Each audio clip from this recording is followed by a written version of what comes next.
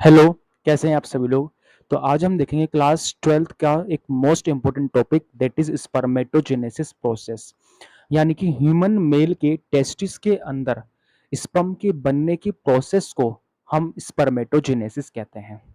तो इसके पूरे प्रोसेस को मैंने पीछे बोर्ड पे लिख दिया है ताकि आप इजीली इस टॉपिक को समझ पाओ। तो प्लीज़ वीडियो को स्किप मत करना, एंड तक बने रहिए और काफ़ी इंटरेस्टिंग और काफ़ी ईज़ी टॉपिक है।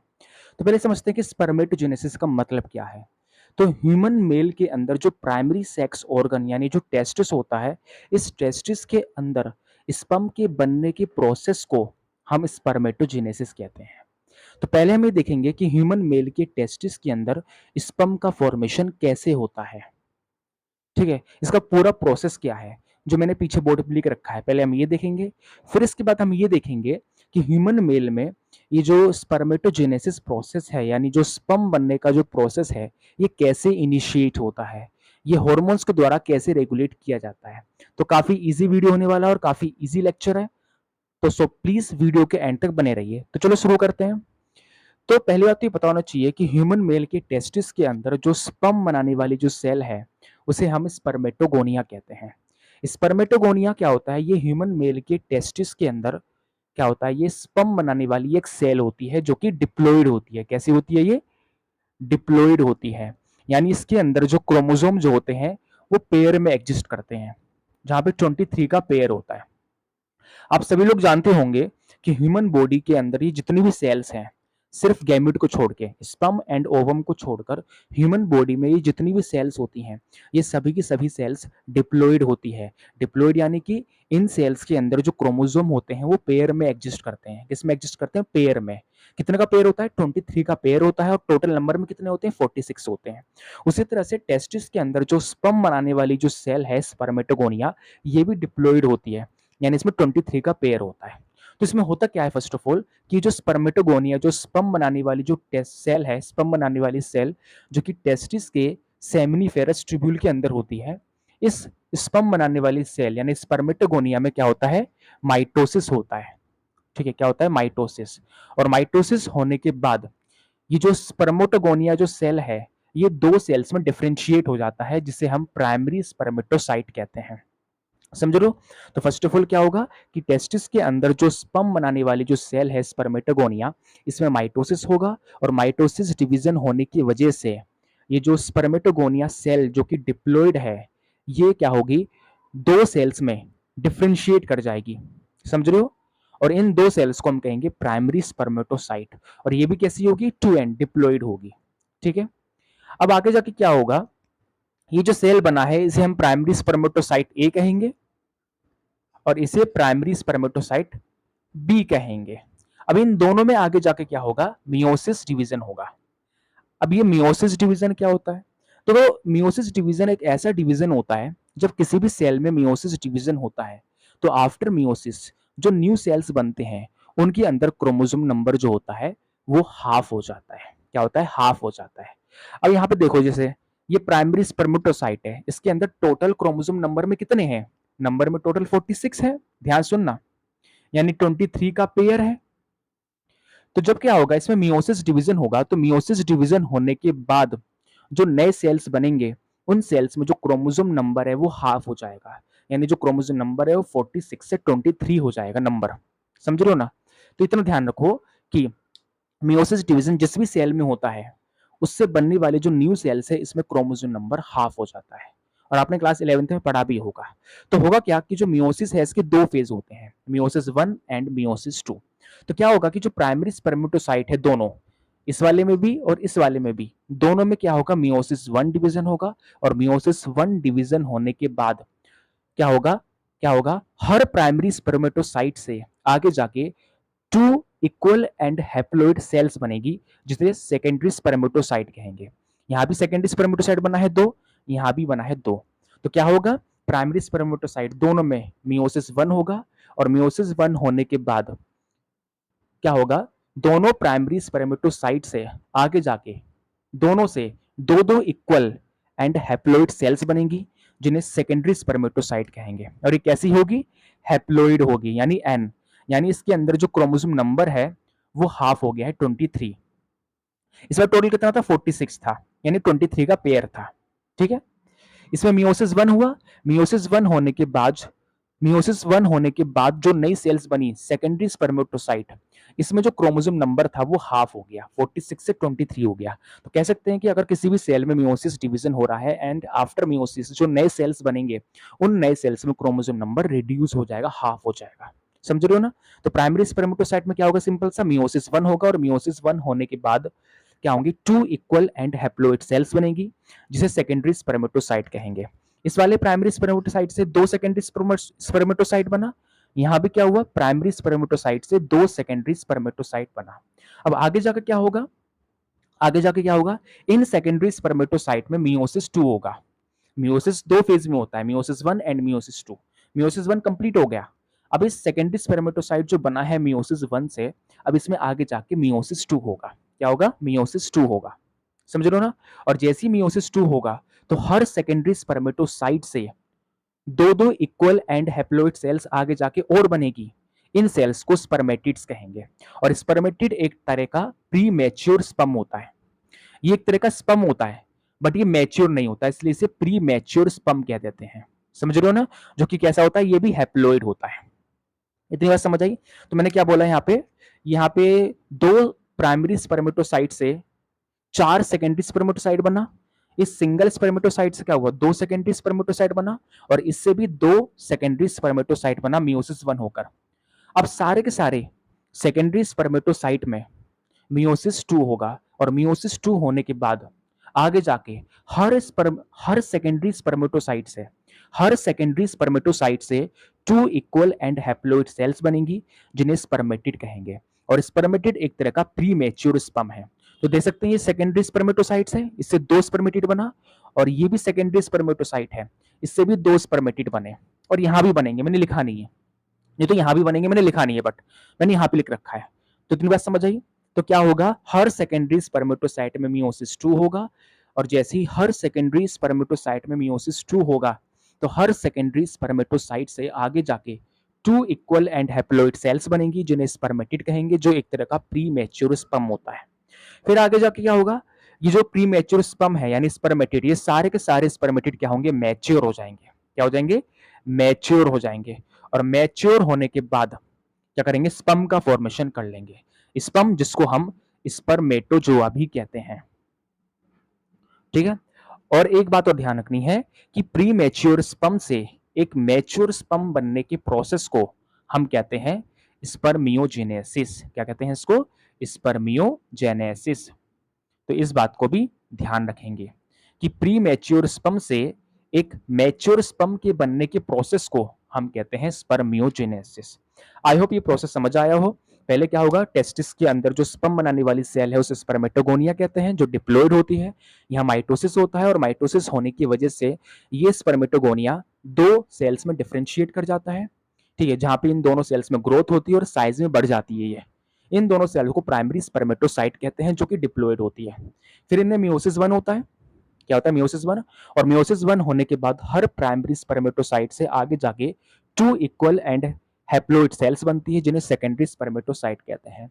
फिर हर सेकेंडरी स्पर्मेटोसाइट में मियोसिस 2 होता है, तो हर सेकेंडरी स्पर्मेटोसाइट से 2 इक्वल एंड हैप्लोइड सेल्स और बनती है आगे जाके, इन्हें स्पर्मेटिड कहते हैं, जो एक टाइप का प्री मैच्योर स्पर्म होता है। इससे भी 2 बनेगी, इससे भी 2 बनेगी, यहाँ इससे भी 2 बनेगी, इससे भी 2 बनेगी। ठीक है, तो ये ध्यान रखना है। तो हर सेकेंडरी स्पर्मेटोसाइट में क्या होगा, मियोसिस 2 होगा और इससे आगे जाके हर सेकेंडरी स्पर्मेटोसाइट से 2 इक्वल एंड हैप्लोइड सेल बनेगी जिसे हम कहेंगे स्पर्मेटिड। और फिर ये स्पर्मेटिड आगे जाके मैच्योर होगा और कन्वर्ट हो जाएगा स्पर्म में। और इस प्री मैच्योर स्पर्म यानी स्पर्मेटिड से स्पर्म के बनने के प्रोसेस को हम स्पर्मियोजेनेसिस कहते हैं। आई होप ये प्रोसेस आपको समझ आया हो। नाउ अब हम ये देखेंगे कि ह्यूमन मेल के अंदर जो स्पर्मेटोजेनेसिस प्रोसेस है ये इनिशिएट कैसे होता है, वो देखते हैं। तो ये भी बहुत इजी है, तो एंड तक बने रहिए, एक बार इसका स्क्रीनशॉट ले सकते हैं। चलो तो होता क्या है यहाँ पे, ध्यान सुनना, ध्यान सुनना। यहाँ होगा क्या कि जैसे ही क्या होगा, ह्यूमन मेल में प्यूबर्टी, देखो प्यूबर्टी से पहले पहले ह्यूमन मेल के अंदर स्पर्म बनने का प्रोसेस स्टार्ट नहीं होता।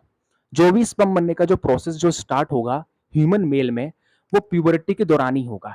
प्यूबर्टी क्या होती है? प्यूबर्टी एक ऐसी एज होती है, ठीक है, जिसमें क्या होता है, ह्यूमन मेल के अंदर सेकेंडरी सेक्सुअल कैरेक्टर्स डेवलप होने लगते हैं, उसके सेक्स ऑर्गन्स डेवलप होने लगते हैं, उसके अंदर मैच्योरिटी आ जाती है, ये सब।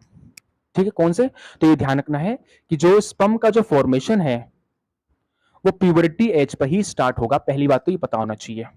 और ह्यूमन मेल में जो प्यूबर्टी एज जो है वो 9 से 13 के बीच में शुरू हो जाती है। ठीक है, प्यूबर्टी से पहले पहले स्पर्म का फॉर्मेशन ह्यूमन मेल में नहीं होगा। जो भी स्पर्म का फॉर्मेशन होगा वो प्यूबर्टी एज के दौरान या उसके बाद ही इनिशिएट होगा बॉडी के अंदर। कौन सा प्रोसेस? स्पर्मेटोजेनेसिस का प्रोसेस, उससे पहले पहले नहीं होगा। तो जैसे किसी भी ह्यूमन मेल में, ध्यान सुनना, प्यूबर्टी अटेन होती है तो प्यूबर्टी अटेन होते ही ब्रेन में कुछ चेंजेस होता है। जैसे जैसे किसी भी ह्यूमन मेल में प्यूबर्टी अटेन होगी तो प्यूबर्टी अटेन होते ही उस ह्यूमन मेल की ब्रेन में एक ग्लैंड होता है हाइपोथैलेमस नाम का। ध्यान सुनना, कौन सा? हाइपोथैलेमस नाम का एक ग्लैंड होता है। ये हाइपोथैलेमस जो ग्लैंड है ये एक हार्मोन सिक्रीट करता है जिसका नाम है GnRH, यानी कि गोनेडोट्रोपिन रिलीजिंग हार्मोन। क्या नाम है इसका? गोनेडोट्रोपिन रिलीजिंग हार्मोन, ये इसका नाम है। ठीक है, तो ये हार्मोन क्या होगा, सीधा जाएगा कहां पे? ये जो हार्मोन है ये सीधा कहां जाएगा? ह्यूमन मेल के ब्रेन में ग्लैंड होती है पिट्यूटरी ग्लैंड, तो ये उस पिट्यूटरी ग्लैंड के एंटीरियर पार्ट पे जाएगा। Anterior anterior part of pituitary gland, anterior part of pituitary, ये पिट्यूटरी के एंटीरियर पार्ट पे जाएगा। एंटीरियर मतलब पिट्यूटरी ग्लैंड का आगे वाला पार्ट, यहाँ पे ये आएगा। और जैसे ही यहाँ पे ये आएगा, ठीक है, तो ये इस पार्ट को स्टिमुलेट करेगा जिसकी वजह से पिट्यूटरी ग्लैंड के एंटीरियर पार्ट से दो तरह के हार्मोन निकलेगा, एक निकलेगा FSH और एक निकलेगा LH। दोबारा सुन, मैंने क्या बताया? मैंने ये बताया सिंपल सा कि जैसे ही क्या होगा, ह्यूमन मेल में प्यूबर्टी अटेन होगी तो प्यूबर्टी अटेन होते ही उस ह्यूमन मेल के ब्रेन में कुछ चेंजेस होंगे। जैसे उस ह्यूमन मेल के ब्रेन के अंदर जो हाइपोथैलेमस है, ये हाइपोथैलेमस क्या करेगा, एक हार्मोन रिलीज करेगा जिसका नाम है गोनेडोट्रोपिन रिलीजिंग हार्मोन। ये गोनेडोट्रोपिन रिलीजिंग हार्मोन सीधा क्या होगा, उसके ब्रेन में एक ग्लैंड और होती है पिट्यूटरी ग्लैंड, तो ये हार्मोन क्या करेगा, सीधा पिट्यूटरी ग्लैंड के एंटीरियर पार्ट पे आके एक्ट करेगा। यानी पिट्यूटरी ग्लैंड का जो आगे वाला पार्ट है उस एंटीरियर पार्ट पे यानी आगे वाले पार्ट पर आकर ये हार्मोन एक्ट करेगा, जिसकी वजह से पिट्यूटरी ग्लैंड का जो आगे वाला पार्ट है, एंटीरियर पार्ट, वो दो स्पेशल टाइप के हार्मोन रिलीज करता है। पहला होता है FSH जिसका पूरा नाम है फॉलिकल स्टिमुलेटिंग हार्मोन, और दूसरा होता है LH जिसका नाम है लुटेनाइजिंग हार्मोन। और ये दोनों के दोनों हार्मोन्स क्या करते हैं, सीधा ह्यूमन मेल के टेस्टिस पर जाके एक्ट करते हैं। कहां पे? टेस्टिस पर। कैसे? अब इन दोनों काम किया होगा, जहां पे LH का जो काम है, LH जिसका पूरा नाम है लुटेनाइजिंग हार्मोन, ये LH क्या करेगा, ध्यान सुनना, ये जो टेस्टिस है, इस टेस्टिस के अंदर एक ग्रुप ऑफ सेल होती है। क्या होती है? एक ग्रुप ऑफ सेल। ये जो ग्रुप ऑफ सेल है इसे हम लेडिक सेल कहते हैं। क्या कहते हैं इसको हम? Leydig cell. तो ये लुटेनाइजिंग हार्मोन क्या करेगा, टेस्टिस के अंदर जो ग्रुप ऑफ सेल है जिसे लेडिक सेल कहते हैं, ये इस लेडिक सेल पे आके एक्ट करेगा, जिसकी वजह से जो लेडिक सेल है ये इनएक्टिव से एक्टिव हो जाएगा। ठीक है, और जैसे ही ये सेल एक्टिव होगा तो मेल सेक्स हार्मोन को सिक्रीट करना स्टार्ट कर देगा। मेल सेक्स हार्मोन यानी टेस्टोस्टेरोन को ये ब्लड में सिक्रीट करना स्टार्ट कर देगा। और जैसे ही ब्लड में क्या होगा, टेस्टोस्टेरोन सिक्रीट होगा, तो ये टेस्टोस्टेरोन क्या करेगा कि टेस्टिस के अंदर जो स्पर्म बनाने वाली सेल जो है, स्पर्म बनाने वाली सेल जिसे स्पर्मेटोगोनिया कहते हैं, ये इस स्पर्मेटोगोनिया को स्टिमुलेट करेगा। कौन? टेस्टोस्टेरोन। जिसकी वजह से ये स्पर्मेटोगोनिया क्या होगा, एक्टिवेट होगा और डिवीजन करना स्टार्ट कर देगा। और सिंपल सी बात है, अगर स्पर्मेटोगोनिया डिवीजन करना स्टार्ट कर देगा तो क्या होगा, स्पर्म का फॉर्मेशन स्टार्ट हो जाएगा इस तरह से।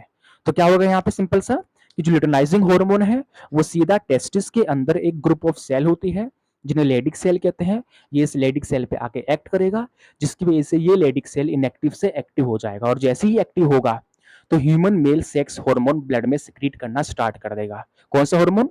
टेस्टोस्टेरोन, यानी ह्यूमन मेल सेक्स हार्मोन। और जैसे ही ये टेस्टोस्टेरोन ब्लड में सिक्रीट होगा तो ये क्या करेगा कि जो टेस्टिस के अंदर जो स्पर्म बनाने वाली सेल जो है, जो इनएक्टिव पड़ी है, इसको ये आगे एक्टिव कर देगा। कौन? टेस्टोस्टेरोन। और जैसे ही ये स्पर्मेटोगोनिया एक्टिव होगा, वैसे ही डिवीजन करना स्टार्ट कर देगा। और सिंपल सी बात है, अगर स्पर्मेटोगोनिया डिवीजन करेगा तो इससे स्पर्म का फॉर्मेशन होगा। तो इस तरह से हमारी बॉडी के अंदर ह्यूमन मेल में स्पर्म का फॉर्मेशन इनिशिएट होता है ना। जो दूसरा हार्मोन है इसका नाम है फॉलिकल स्टिमुलेटिंग हार्मोन। अब इसका काम क्या होता है? फॉलिकल स्टिमुलेटिंग हार्मोन इसका पूरा नाम है फॉलिकल स्टिमुलेटिंग हार्मोन। ये क्या करेगा कि जैसे ही ह्यूमन मेल के टेस्टिस के अंदर स्पर्मेटिड बनेगा, यानी जैसे ही ह्यूमन मेल के टेस्टिस में प्री मैच्योर स्पर्म का फॉर्मेशन होगा, यानी जैसे ही स्पर्मेटिड बनेगा, तो ये फॉलिकल स्टिमुलेटिंग हार्मोन क्या करेगा, टेस्टिस के अंदर एक सेल और होती है जिसे सर्टोली सेल कहते हैं। क्या कहते हैं इसको हम? Sertoli cell. जब मैंने आपको प्राइमरी सेक्स ऑर्गन पढ़ाया था टेस्टिस के बारे में, तो इसमें मैंने बताया था कि सर्टोली सेल क्या होती है, स्पर्मेटोगोनिया क्या होता है, लेडिक सेल क्या होता है। ठीक है, उस वीडियो का लिंक मैं डिस्क्रिप्शन में दे दूंगा, तो एक बार उस वीडियो को जरूर देखें। तो होगा क्या कि जैसे ही टेस्टिस के अंदर प्री मैच्योर स्पर्म, यानी जैसे ही स्पर्मेटिड का फॉर्मेशन होगा, वैसे ही ये फॉलिकल स्टिमुलेटिंग हार्मोन क्या करेगा, टेस्टिस के अंदर एक स्पेशल टाइप की सेल होती है जिसे सर्टोली सेल कहते हैं। तो ये हार्मोन क्या करेगा, सीधा सर्टोली सेल पे आके एक्ट करेगा, जिसकी वजह से ये सर्टोली सेल क्या करेगा, कुछ फैक्टर्स रिलीज करेगा, कुछ केमिकल्स रिलीज करेगा। और ये फैक्टर्स क्या करेंगे, सीधा इस प्री मैच्योर स्पर्म, यानी ऐसा स्पर्म जो मैच्योर नहीं है, ये इस स्पर्मेटिड पे आके एक्ट करेगा। और जैसे ही ये स्पर्मेटिड पे एक्ट करेगा, तो ये स्पर्मेटिड यानी प्री मैच्योर स्पर्म मैच्योर हो जाएगा और स्पर्म में कन्वर्ट हो जाएगा, यानी ये मैच्योर हो जाएगा पूरी तरह से, जिस प्रोसेस को स्पर्मियोजेनेसिस कहते हैं। तो यहाँ पे तो यहाँ पे फॉलिकल स्टिमुलेटिंग हार्मोन का काम क्या है कि टेस्टिस के अंदर बनने वाला जो प्री मैच्योर स्पर्म है उसके मैच्योरेशन में हेल्प करता है। कैसे?